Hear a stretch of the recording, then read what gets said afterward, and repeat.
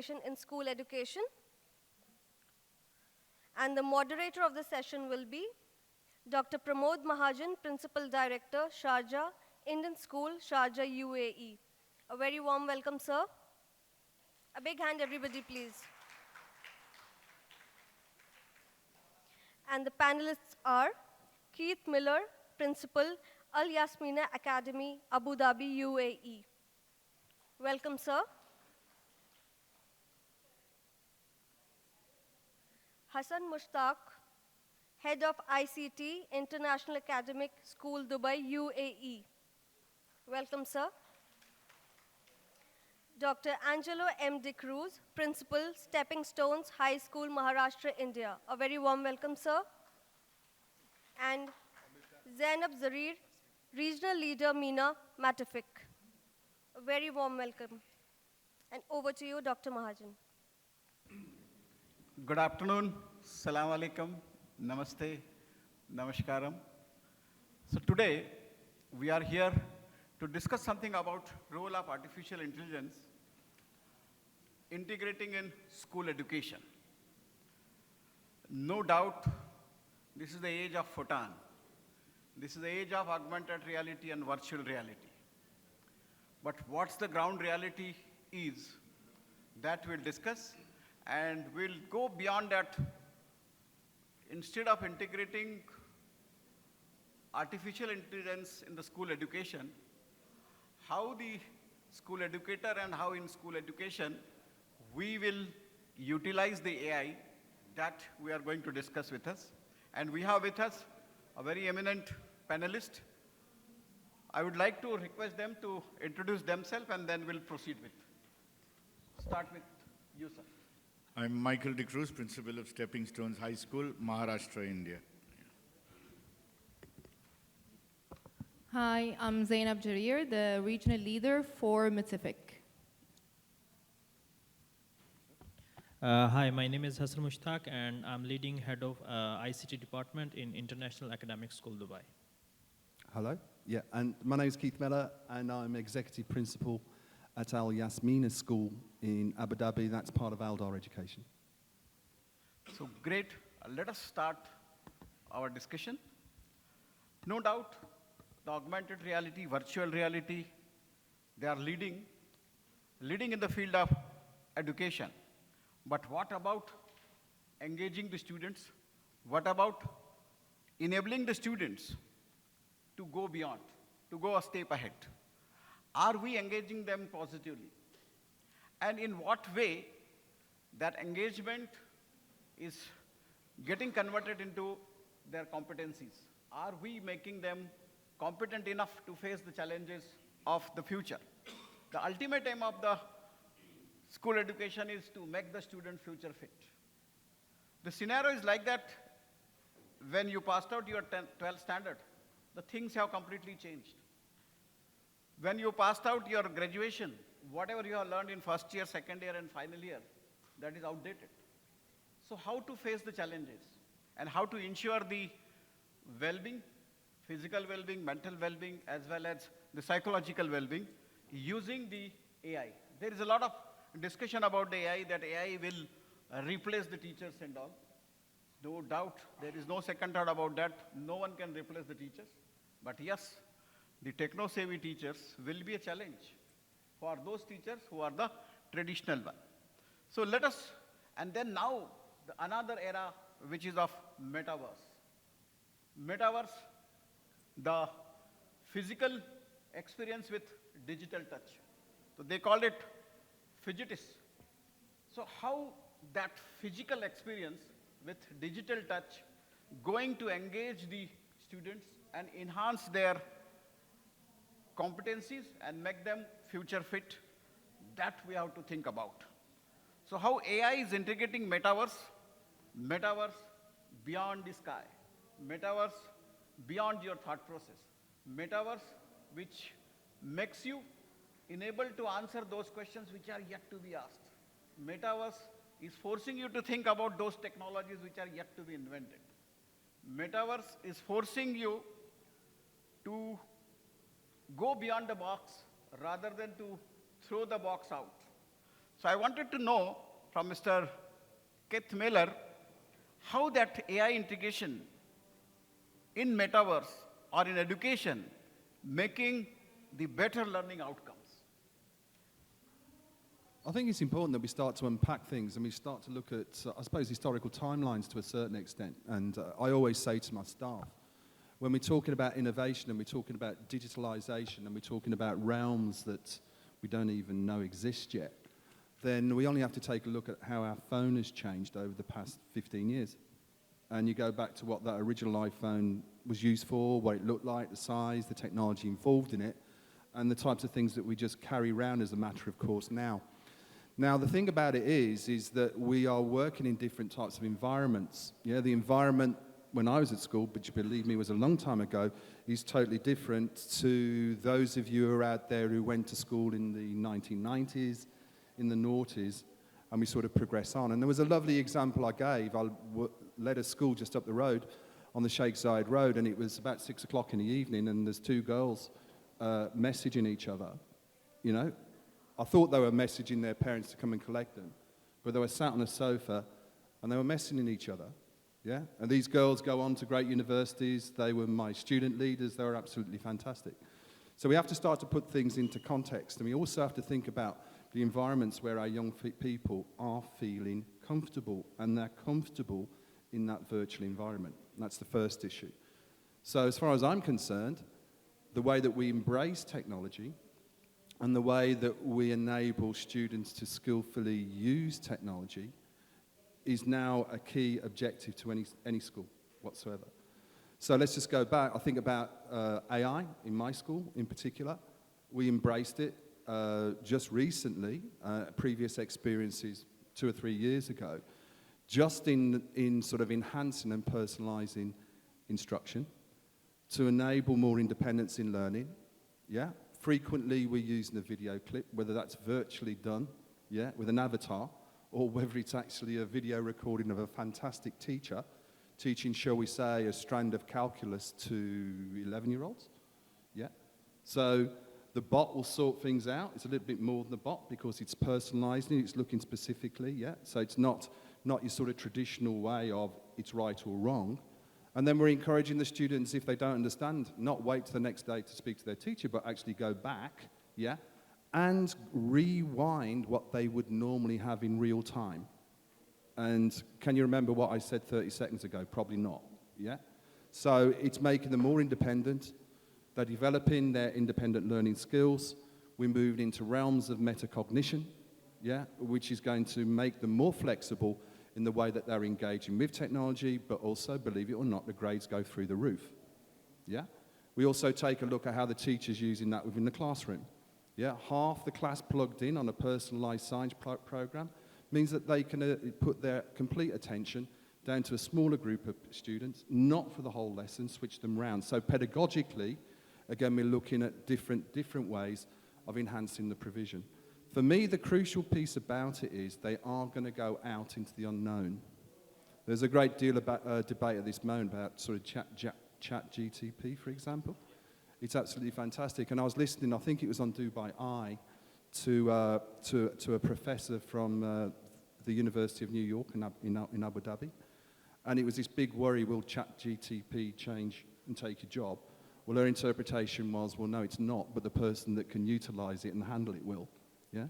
So there are a number of situations which we've got to be really reflective upon, but most crucially, you have to embrace it, and we have to use technology as a tool to enhance the provision and experiences and 21st learning skills that our young boys and girls are developing at this moment in time. Yeah, very rightly said, that we have to embrace this technology for enhancing the personalized instruction, and that too related with metacognition. Metacognition, what sort of learning makes you happy? And what is that learning which motivates you to go ahead? So yes, and at the same time, when we are thinking about the personalized instruction and then metacognition, to embrace the technology. Now, Mr. Hassan Mushtaq, you are a man of ICT. Yeah. Now, what are those ways which will help the students to embrace the technology with the smiling face instead of becoming techno addict? What are those ways which will be making them happy, or which will make the learning joyful by using the AI integrated skills or AI integrated apps or AI integrated aspects? So what are those ways, and in what way we have to modify the curricular aspect by virtue of which every student will be smiling, using, embracing the technology, and going a step ahead? Yeah. What's your input on that? Thank you for that. But before answering, I'll just will say we have educationists over here. So if any one of you have like this impact, I will say that in my opinion, the educationists around the world, they need to sit together to redefine the word education. Education is not like the same like we were having 20 years ago or even 10 years ago. As sir said, it's the time of Chat GPT. Last week, we just in the news, Meta, Facebook, they are going to reduce 10,000 employees. They are well skilled, okay? You said it might be in the coming future, teachers can be reduced with the, we can say, high advanced tutoring systems. It can be. But let's come to your point. So yes, there are many ways, and even that are not that expensive. Like if I say, just to give an example of, like he said, ChatGPT 4. Now we have ChatGPT 4. Yes, let's give chance to students to do some research activities, independent learning activities. Let's make them independent learner as per their 21st century skills. Other than that, let's come to bring them into AR, VR, artificial intelligence. We can say virtual reality, augmented reality, how actually they are exploring. Let me share my experience. In the last week, I just had one workshop with my students, and they didn't have any idea about what's AR, VR. So I have my personal Oculus Quest 2. So I just played, we can say, a game for them, and their experience was, they were feeling crazy, that what's this? Just by sitting on the chairs, and they were feeling they are somewhere else in the world. So just with one device that can be used for multiple students at the same time, if we have even one device for Oculus, if we can have, now they just introduce hologram technology in school education. We have hologram projectors, we have hologram, we can say, boxes that can be used for the students, for the teachers, to bring the books material into the reality so students can easily learn about it. Yeah, very rightly said, ki they will learn by themselves. Now come to our Indian context. Gurudev Rabindranath Tagore used to say, don't limit the child because the child is born in another age, not in your era. As well as the Professor Sugata Mitra, his experiment, Hole in a Wall, has proved that the learning happens naturally, and minimum intervention in the process of learning brings the maximum learning outcomes. So it's my question to Dr. Angelo De Cruz. What are those ways which will help the teacher to change the normal classroom teaching into a thinking classroom, taking into consideration that we will not limit the learning process of the child, and we will scaffold the child in such a manner that the child or the learner will have the complete ownership of his own learning. So what's your view on that, sir? Before I take your question, I just want to share something. You spoke about challenges for students in implementing AI and integrating it with education. I think before the students, it's a big challenge to all of us teachers. When I got to know I'm part of this panel discussion and it was AI, and AI is not my subject, I think it's very important for us as educators to know that we must learn first to teach and to inspire. And when I went to the topic, I heard of terms which I've never heard before. I heard of something called Socratic Google app. I heard of something called spatial computing. I heard of metaverse. I heard of mixed reality. Well, I heard of augmented reality when online teaching was going on because we used it. And so I walked into my class 12s and I said, what is spatial computing? They didn't know. I asked them, what is mixed reality? They didn't know. So where are we moving forward was the big question that I had in my head. And to answer your question, if I could use a nice, how do we get them to use it very freely? And you quoted Rabindranath Tagore, children will learn on their own. I have 2 points here. Point number 1, children will learn in a very flexible environment. In the Indian context, it's more difficult. We have so many principals here, Pramod sir. First, you ask the principals to put their hands up. If you could put your hands up, please. We are talking about implementing artificial intelligence into school. How many of principals allow your students to bring tabs to school? See the percentage, sir, 2. Where are we moving? Everything is theoretical. In the practical realm, there's a lot that we need to do. We need to get our management first convinced, parents first convinced, that this is the way the world is going to move forward. 10 years from now, there are going to be around 2 or 3 million new jobs. You can sit here and discuss for the next hour, and you won't guess what those jobs are going to be. So what are we preparing our students for, actually? So the first environment to create is a digital environment within the class, within the school campus, which is a huge challenge because teachers, parents, and management have to be on the same page to see it going.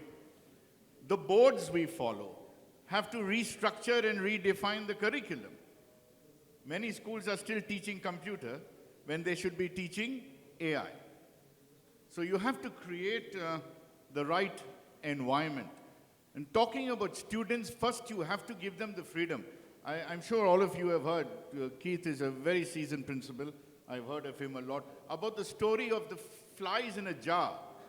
There was an experiment made where flies were put in a jar and you closed the jar and the flies kept flying up and down with the lid on.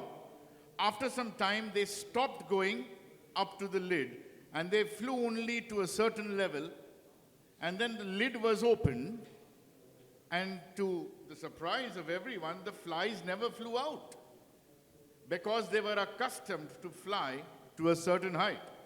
Now, if we in our schools put a lid on the imagination of our children, where curiosity ends, there you feel powerless.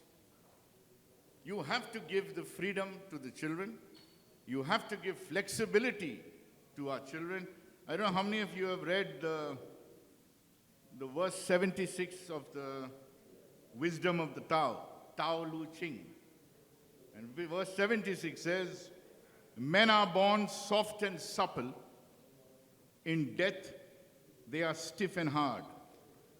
Plants are born tender and pliant. When plants are dead, they are brittle and dry. Thus, whoever, and I would say whichever school or system, is flexible, you are alive, and if you're inflexible, you are dead. Big question is, sir, how flexible can we be? So the whole system needs reformation. Otherwise, all that we are talking about, artificial intelligence, we all know, it has huge potential to create massive influence in the way teachers, transformational influence in the way students learn and in the way teachers teach. But it has to start with me as a principal first, getting to know what it is about, passing that on to my teachers, and then get the students to involve. If I could, sorry I'm taking a little extra time, but I'm enjoying this, using an analogy of driving a car and knowing the mechanics of a car. Children will learn anyway. They may not know metaverse, they may not know spatial computing, they may not have heard of mixed reality, but they operate the laptop and their mobiles better than any of us. They learnt it through experience, learning. They will learn anyway. So to me, sir, them learning AI is like driving a car. Them knowing the terms and the definitions of what they are doing is like knowing the mechanics of the car. Once they learn to drive the car, I believe they will learn the terms on their own. But we have to create the right environment. No, I go back. I will take maybe 2 years or 1 year to convince my management to buy tabs for all the students. If you ask parents to buy tabs for all the students, for them to use it in the school, it's a challenge. And yet we know we have to prepare young people for life. How are you going to prepare them? Certainly very rightly quoted the things. But yes, again, it is debatable. Who will take out that lead from the jar is only we. Who will give that flexibility? That only we. And who are the management? We cannot always say that thing we will convince the management. We are a part of a management. That is another thing. And the days were gone when the tab was used in the classroom. Now people are throwing the tabs and doing something beyond the tabs. In Indian context, the background of children I have, it has to start with that. To do something Again, we are underestimating the Indians' education system and the Indians. You name the country, you name the company, the CEO is from India only. You name any great scientist, they are from India only. The point is, up to what extent we are unlearning, we are relearning, we are transforming ourselves, and we are scaffolding ourselves. That is more important. Yes, but very rightly said, yes, things has to change. But who will bring that change? Either we should, now the question arises, whether we will drive the change or we will be driven by the change. If you have to drive the change, you have to bring the change.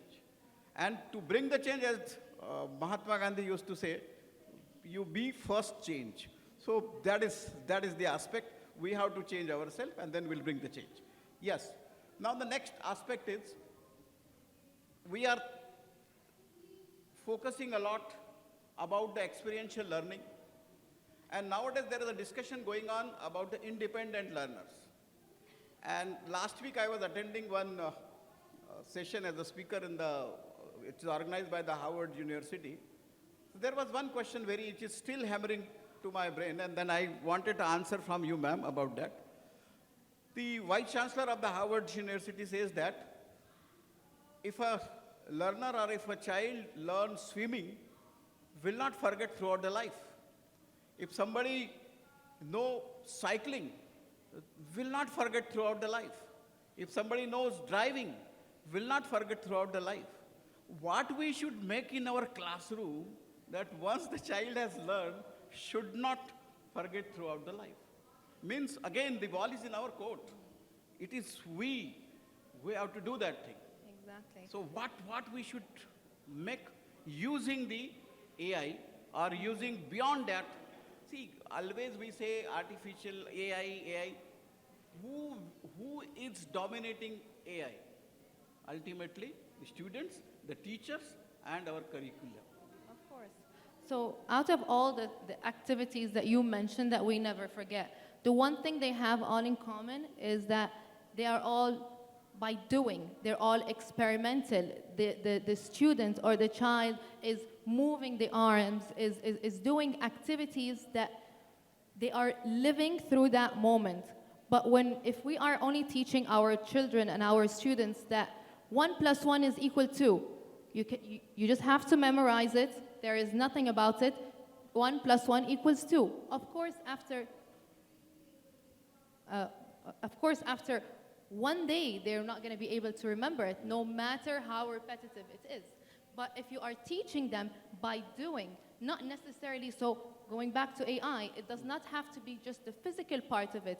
Using gamification, for example, using different softwares and resources where they are able to use, to question why 1 + 1 = 2. How did I get there? What is the conceptual understanding and learning behind it? Something that, like riddles, for example, like using the gamification concepts to to make them get to the answer using independent learning, experimental learning, rather than just teacher-led. Because we do know, and we tend to always go back to the traditional learning of the teacher needs to show them step by step, take notes, and then we expect them to memorize it and go back in the test and get an A+, because that's where we want them to get. But on the other hand, when we want them to do experimental learning and for them to figure it out, give them that responsibility, prepare them with those 21st century skills, give them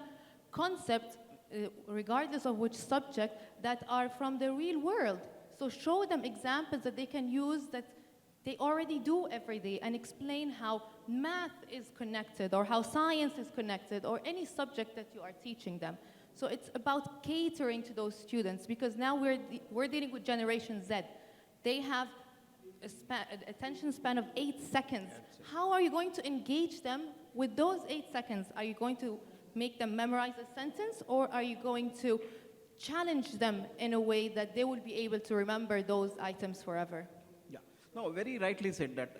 But my thought process is, it's only the experiential learning, or we can engage them to explorative learning?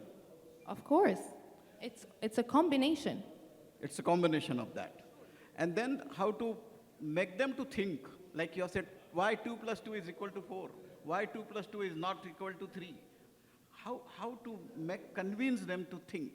Because the main thing is, if they started thinking, 80% job is over. Then they will be engaged, then they will be showing the progress, then they will be showing the attainment. So how to make them a thinker? By doing things wrong in the beginning. Yeah, by doing things wrong. Clap for her, by doing things wrong. Also to build curiosity. As long as curiosity is alive, children will always be interested, I saw a video when I was at a conference in the UK, and they showed these little 5-year-olds, and they gave them a lovely gift. And they also put chocolates there. They said, if you don't eat the chocolate for 5 minutes, you'll get to open that gift and take it. There were around 6, 7 kids there. What do you think they all did? All were not the same again. It's another point of discussion. 2 of them couldn't resist. They ate the chocolates. But the other 5 were very curious to see what was in the gift. It was a simple experiment, but had a huge, huge lesson. So I love what she said. You get them to fail. That's the only way that they want to try again. But you have to keep the curiosity going, that I need to find out what's right. Exactly. You need to give them that reward, just like the example that you mentioned. There has to be a reward coming in for them to keep going, for you to keep grabbing their attention. So, Mr. Kit Miller, again, one maybe within 60 seconds. Nowadays, it is data-driven. So how to use AI as a tool for data analytics, for collecting the authentic data, make the data reliable, and then conclude something positively with that data analysis? It's really, really interesting, because already we can do that. So is there anything more accurate than a teacher's formative assessment? I would say, in the gut of the teacher, they know where that young person is, particularly in primary schools when they teach them for most of the week, so that's happening. We make sure that our AI systems can talk to our management information system. All of them will be able to assess where the boy or girl is at an age-related expectation. They're able to assess whether they're working above expectation at or below. It's not an issue. So what we basically do is, here is the teacher's formative assessment, and this is what AI is telling us. And if there's a variance, we drill down a little bit more. Yeah, so it's as plain and simple as that. It's there already. You just got to make sure your systems all talk to each other, which is the same with everything, isn't it, if you think about it? Great. Now, Mr. Hassan, nowadays we are thinking about assessment of learning, assessment for learning, assessment in learning, and assessment as learning. How this AI will be making it simplified? Yes, as Mr. Keith said, yes, it is being implemented. First of all, AI, when we go for some international benchmark testing like MAP test, CAT4, and etc. Adaptive assessment, it's being there implemented. But how to use their results, most of us, we don't know. Means, okay, results came, the students is below the RIT score or above the RIT. But what curriculum we need to teach him? What content we need to teach him? We don't know. Yeah. So Now, for you, ma'am, yeah, you can add and then next question. That's where the AI comes in with the adaptive, is that it creates that learning path for them, so you don't necessarily need to follow the same curriculum as all the students. Yeah, it also builds up what I call an item level analysis. So we can see where the strengths are, where the weaknesses are. We were looking at in science, for example. And then you cross-reference it, ironically, to the class. And are we seeing the same level analysis that's happening? And by the way, we didn't teach genetics very well, did we? Because everybody can't do it. So, there are a number of variables that you can do that. From mapping your curriculum, from looking at your curriculum coverage, to looking what we're teaching well, what we're not teaching so well, and then that sort of individualized, again, personalized piece, where again you're going to use that combination of AI but also high quality teaching. It's as simple as that. Yeah. And then just think about, what's the preferred learning style? Do we have to go more kinesthetic to enable the young person to actually raise their attainment in that particular area? Yeah. And Professor John Hattie, he has quoted in his book Visible Learning, if the learning has to happen, sustainable learning, we have to make it visible. Now, how we can utilize this AI to create that sort of learning atmosphere by virtue of which the learning will be visible? Learning will be seen. So what is that? So the good thing about AI is that it will give you different learning styles based on the student that you have in front of you. So using virtual reality, for example, that's to make it more visual for the student, or entering the metaverse, for example, that is combination of kinesthetic, even though it is not physical, but it's a visual kinesthetic approach to it. Yeah. So now, sir, it's your turn about how to make the students to think beyond, how to make them so confident that they should ask the questions within the classroom, and the wrong answers will be celebrated by others. So what to do? What sort of techniques we should do that thing? If somebody is giving a wrong answer, teacher should, wow, great. If you should have done by this way, you should have been corrected that way. So the wrong answer should be celebrated with the motto that the correctness should be enhanced. So what do you think about that? No doubt this is somewhat traditional, but it is the base of AI.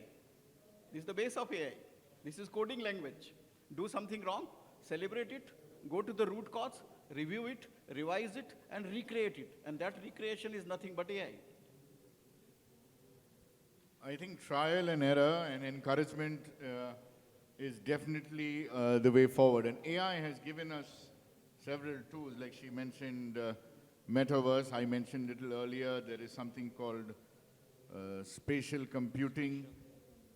There is 3D digital technology where you get children to feel a sense of excitement to use and to really feel and do things which otherwise was incomprehensible, unimaginable, and boring to them. And now they've got a new world to try something new, like even in spatial computing, which is a combination of AR, VR, and MR. And there is something called, I've read, haptic gloves, which they can wear, and they can literally feel a 3D animal. If you give them things like that to try, they won't mind failing it. Sir, sorry to disturb. I was just watching a video. It's not gloves anymore. The gloves is a little bit advanced. Now they have just introduced a device where you just need to put in front of the table in front of you.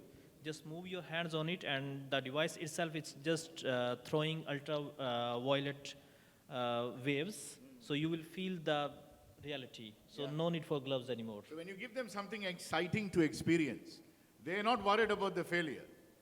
And everyone will clap. In fact, it becomes such an enjoyable experience with all the students around. So to make what Sir said happen, where no one laughs at them, you give them something which is enjoyable. They clap. Instead of ridiculing the boy, the other guy wants to try. So I think that's the way forward. Yeah, and what technology he is discussing, let me tell you the facts about that. It has, a lot of contribution is being given by Mr. Samir Bhatia. He is from a small village near Indore, Devas, where internet facility is not available, where no AI is available, and he has worked out on that device, and it has been purchased, and he's working with Microsoft nowadays in the US. And it's So Indians, we should not underestimate. Okay, now time is limited, so we will have a rapid fire round. We'll start with you, sir. 2 questions, answer 30 seconds, and explanation in 40 seconds. Direct answers only. Rapid fire. AI apps or AI skills? Skills. Why? That's how we learn to use them. That's how Very we good. learn to develop them. Yeah. Learning through technology or learning the technology? Again, learn the technology because you'll be able to learn through it if you understand the basic principles, and then your knowledge becomes deeper and deeper and deeper. Wow, thank you. Now it's your turn. Machine learning or design thinking? Machine learning. Why not design thinking? If you know machine learning, you can design anything. Or if you know designing, you can design the machine. No, with the help of machine learning, you can ask the other apps to help you in designing. Effective classroom teaching or thinking classroom? Thinking classroom. Why? Because if they will be able to think, they will be effective. Wow, great. Now it's your turn, ma'am. Well-informed teachers or techno-savvy teachers? Sorry? Well-informed teachers or techno-savvy teachers? No, tech-savvy teachers. Why? Definitely. Why not well-informed teachers? They can do the wonders. Sure, but the technology can do everything now. So if they are tech-savvy, they're able to have both. Okay. And another one is meta skills or metacognitive skills? Cognitive skills. Why not meta skills? Learning about how to learn, understanding about how to understand. Why metacognitive skills? I think mainly because it will give you the other parts. Yeah, it will show you the big picture. Very good, very good. Sir, IQ or EQ? Oh, difficult one. Both are important, but I think we have far too many intelligent No, people no who are diplomatic walking answer, no failures. diplomatic. EQ. EQ all the way. EQ all the way. Then if EQ is all the way, what about whether EQ or AQ? I'll still say EQ. AQ? Why not? Because if you have your emotional quotient going, everything is in control. So, And if your emotional quotient is not stable, neither will your IQ help, nor your AQ will help, nor your SQ will help. I know too many intelligent, educated people who are living broken lives. So I think it's very important to keep our children emotionally strong. okay, very good, very good. Going out of the box or throwing the box out, Definitely going out of the box. but still keeping the box within, huh? You can get many more boxes, I think.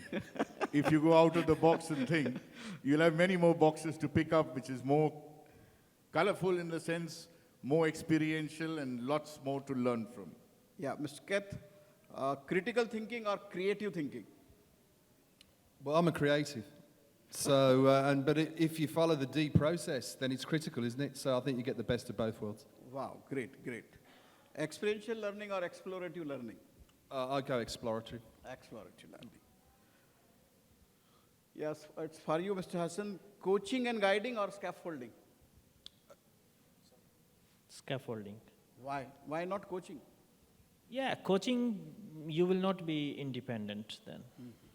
Very good. So, independent learner. If We are scaffold- teaching our student to be independent learner. This is one of the base thing of 21st century skills. You cannot always teach them. Yes. Let them be independent. Now, ma'am, for you, project-based learning or research-based learning? Project-based.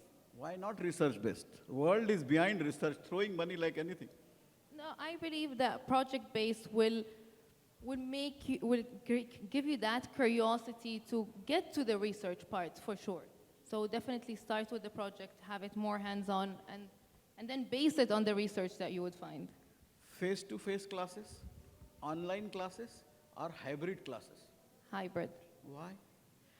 Well, we've seen that face-to-face is not necessarily, should always be there, but also I don't believe that virtual learning is the way to go. So having that combination and teaching them to become independent enough for that virtual learning rather than from the get-go, like allowing them to create that responsibility.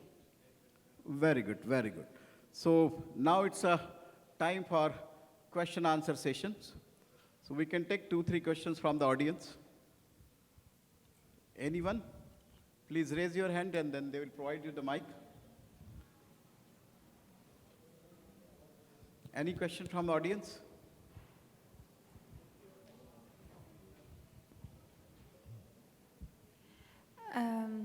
So, as Mr. said that now there was a problem when he get to know that there is an AI session that he was not so familiar with the topic, and now we are speaking about AI when it comes to students, but. What our schools are doing right now to make the teachers, we said that we can never replace teachers, right? And that we create the AI. But now if you go and you speak to teachers, most of the teachers, they are not familiar with it as well. So what kind of steps do schools take to make the teachers ready? Someone asked me, sorry, can I answer? Someone asked me once, what is the role of the guru in the age of Google? And I think this question was answered 2-3 times over the last 2 days. Googling the Google.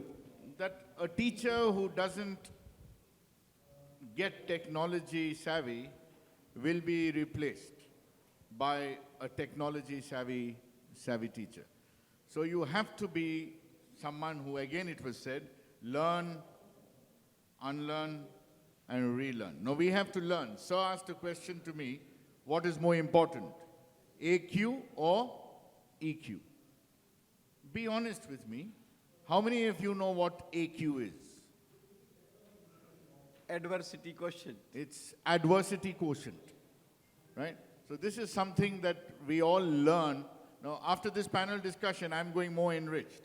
I learned with what Keith said, with what the great ICT gentleman said, with what this young lady said. I have learned so much from what Sir has said. So each place you go, now we have to return inspired to go back and make a change.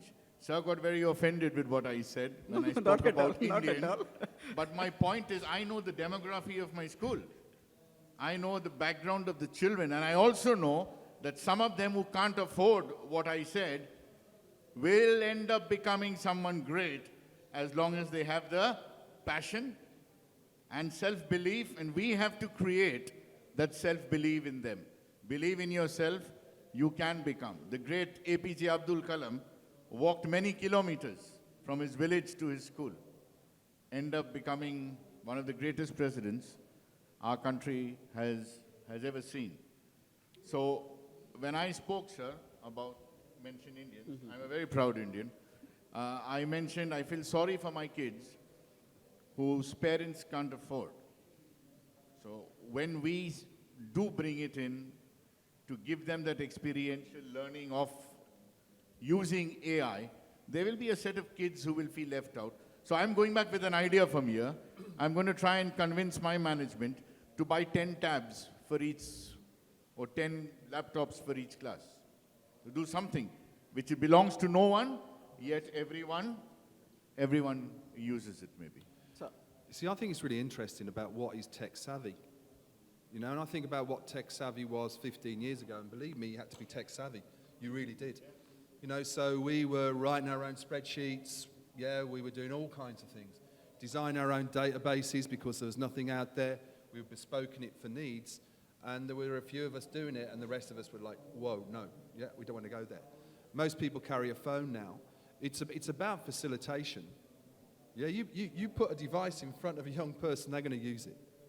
I remember watching a little girl, she'd come for an assessment to join our FS1, 3-year-old, and there's this lovely picture there, yeah? And she's trying to swipe the picture the way she would do on her iPad at home. So you look at it from that. Now I say playful experimentation.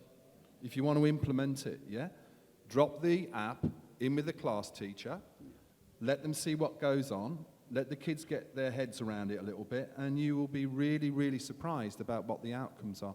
So I actually don't think you need to be tech savvy, but you need to be confident and resilient enough as a teacher to just so go with the flow, basically, and you will see great outcomes. I would like to answer when we say it's a leader, principal, head of department, they're the leader. What's their approach? How they want to see their students in future? Or they still want them to write, or they still want them to explore? Sometimes I feel sorry about principals, about head of departments, about teachers. By saying the same like he said in the beginning, are not we the bees inside the bar, inside the jar? We are. As a principal, as a head of department, as a tech teacher, it's not compulsory that only computer or ICT or tech teacher has to tell you, no. Google, they didn't mention only for ICT, no. Chat GPT 4, nothing. Everyone can explore, it's open for everyone. AI implementation apps, we can say integrated apps, self-learning apps, lots of them are there, but how we are learning, we are not. So we are the one who are the bees inside the jar. And we don't want someone to open the lid, we have to push upward to open the lid. Yeah, and during this COVID, it's a big salute to the teachers. They did that thing. Like, let me cite the example of my school, 10,200 students. And all of a sudden, we have declared that tomorrow onwards, the school will be online. And trust me, all the 600 teachers were ready with Google Classroom and with the Zoom platform, and those teachers who were hesitant to start the computer, like sir has quoted, just to start the computer, they were rocking on the Zoom. They were Zooming. Next day, within a week, in the UAE, ours was the first school who has created a virtual tour. So the KG students, all 2,400 KG students have gone on the virtual tour. So clap for all the teachers. They did that thing. A big clapping is required. So that these are who will be thrown out that tab, whatever be. Our teachers, if the freedom is given to them, if you have a trust within them, they can do the wonders. But the only funda is, we should make them busy, otherwise they will make you busy. So as a leader, we have to make them busy, otherwise you will be busy always, and then the things will not work out. So that's, if time is there. Hello? Yeah. So just one thing to Vinod there. Vinod, in the morning you had mentioned AI can recognize a person, but it cannot feel what a person is feeling. The world is developing so fast, Vinod. There is an AI where research is going on that can read your mind. Yes. It's called theory of mind AI. So the world is transforming. By the time we finish this panel discussion, and when you have the next one next year, metaverse will be obsolete, spatial computing will be obsolete, augmented reality will be baby show at home for your toddler, and there'll be new things coming. So we have to keep ourselves up to date, or we are out of date. That is the truth of the future. So the teaching job is a job that has to be the most progressive professionally, because you have to be above the students. The students cannot be above you. You must know what the students are talking about. So there is something coming up where, and after that there is something else also coming up. Find out, I can't remember what. But theory of the mind, artificial intelligence is being researched, where they can read your mind and emotions. Whatever we do in future, the students will be more smarter than the teachers. Students will be more smarter than the teachers. There's no second doubt about that. That's why the scaffolding is required. Show them the way, give them the autonomy, they will do the wonders. They will fly and no jar will be limiting them. So what is required is many things will come and many things will go. But the future is for creativity, for innovativeness, for critical thinking, for design thinking, and for designing your own brain. And for that, all these AI and all these apps are just sophisticated ad. Like the techno-savvy teacher is what? A teacher with the support from the various 360-degree support. But the teacher is himself or herself rocking. Yes, sir, your question, please. Yeah, so I don't have a question, I just have a submission here, because I heard the panel talk a little about the lid over the jar and the flies experiment. So I come from a healthcare background. I am here because of my wife who's participating. But the real reason for the flies not to go out of the jar, whatever analogy you've drawn is okay, is that with passage of time, there is much CO2 on the jar with the lid closed and the oxygen settles down. So the flies don't tend to fly out to the point where there is a barrier between the CO2 and the O2. And they tend to keep low because they want to breathe, they want to live. And also there is enough moisture in the jar which keeps their wings heavy, and that is why they lie flat. Yeah. So whatever is the analogy you're drawing, there is a science which healthcare looks at it, and this is the real reason. And that's why Professor Sugata Mitra used to say, that gap is nothing but the intervention. So minimum intervention will bring the maximum learning outcomes. Otherwise, that gap will remain gap. So to connect that dots, to fulfill that gap, what we should do, sir? Start from you. To connecting that dots to fulfill that gap. Well, what's the gap, sorry? In the jar? In the jar. Yeah, take the top off. So I'm a layman, right? To my knowledge, I would understand that once the jar is open, oxygen will get in again, right? So why didn't the flies come up? By the time their wings are heavy enough, loaded with moisture that they... I don't know, right? See, I'm not a science, I'm an English teacher. So... Yeah. See, I'll just give a quick 1 minute from my side. I'll give you another example, and this one is a little hilarious. So there were 3 doctors standing on the top of a hospital. One was a knee replacement guy, the other was a hip replacement guy, and the third one was an ankle replacement guy. And there comes a patient walking into the hospital with a limp. So the hip replacement guy says, looking at the limp, I can make out this guy requires a hip replacement for sure.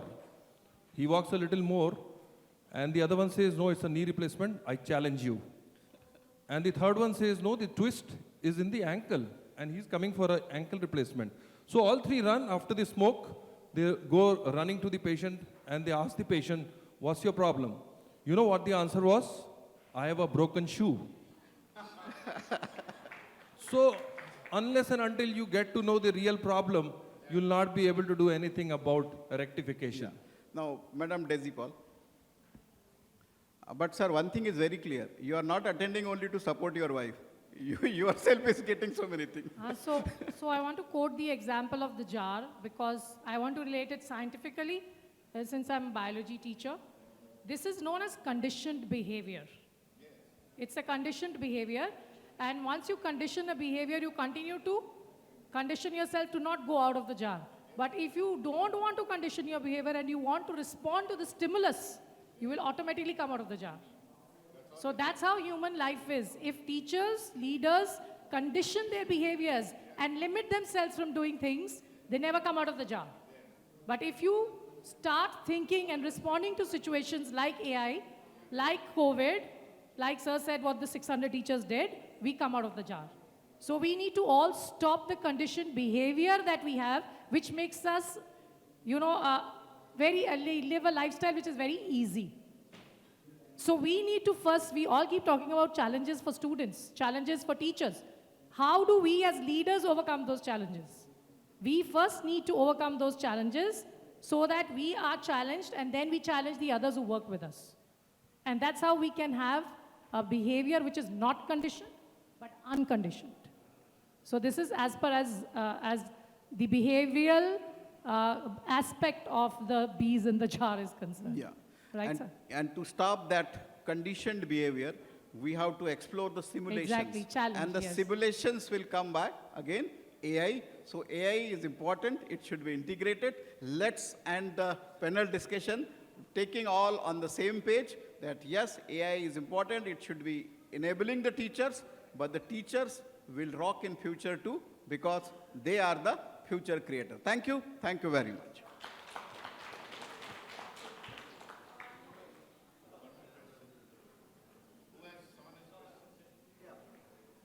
Last question, please. Yeah.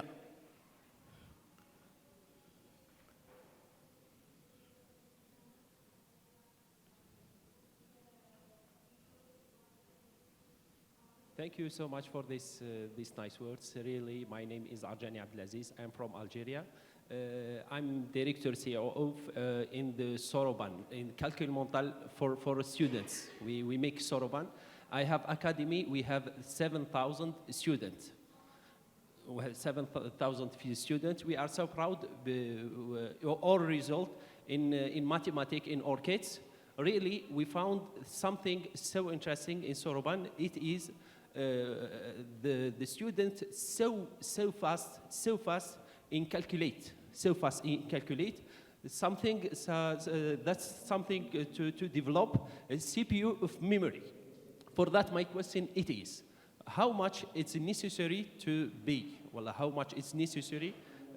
Soroban, it's good in next education or future education. Thank you. You're welcome.